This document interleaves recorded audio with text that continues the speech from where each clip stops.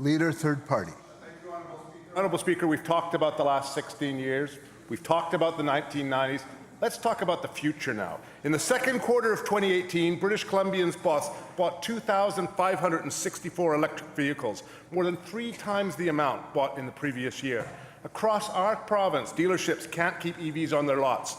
Backlogs and waiting lists vary from 3 months to a year, even up to 18 months. And the clean growth strategy to be released later this fall will bring an aggressive ZEV standard to BC.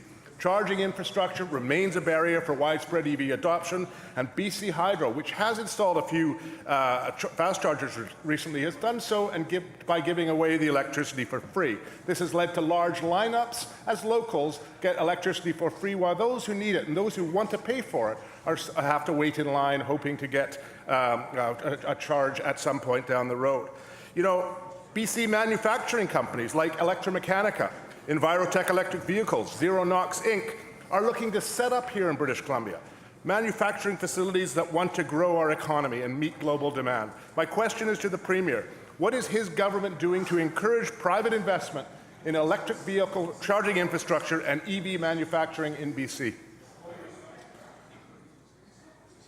Premier. Thank you, Honourable Speaker. Honourable Speaker, and I thank the Leader of the Third Party for the question. It's nice to have forward-looking questions on how we're going to build a better, stronger British Columbia, how we're going to meet our objectives with respect to climate action, and I appreciate the question. First of all, British Columbia does lead the country in charging stations, some 1,500, and now you can travel from Golden, the member for Golden, can travel all the way to Tofino in his electric vehicle and not have to stop and charge. As the member quite rightly says, though, we do have some challenges, and that's why the BC Utilities Commission has opened up a review in their own initiative to ensure that we find a way to get electricity into electric vehicles in a way that's cost-effective, a way that's fair to the traveling public, and allows us to build even more capacity going forward. And lastly, I would say, with respect to electric vehicle uptake in the economy, Honourable Speaker, we had to increase. The Minister of Finance found an additional $10 million to put into the Clean Energy Vehicle Program in September because it was already oversubscribed from February. That speaks to demand in the economy. That speaks to a responsive government that's listening to people and putting in place programs and services that will help them and help all of us meet our climate change objectives.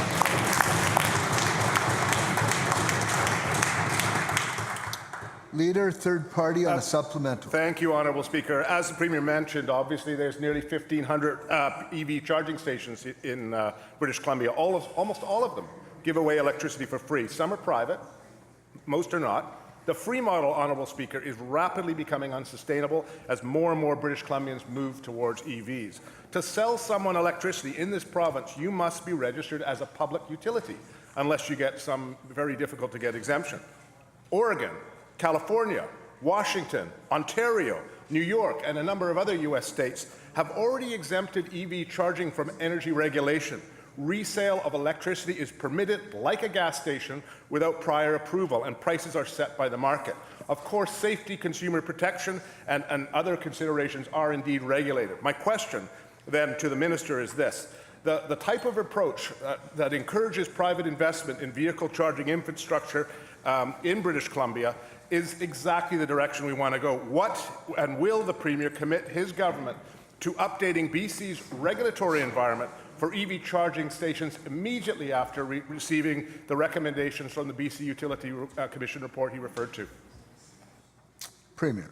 Thank you, Honourable Speaker. And again, I thank the member for his interest and passion on this subject. And I also want to say that we are utilizing the BC Utilities Commission, unlike the previous government that sidelined this very useful regulatory audit.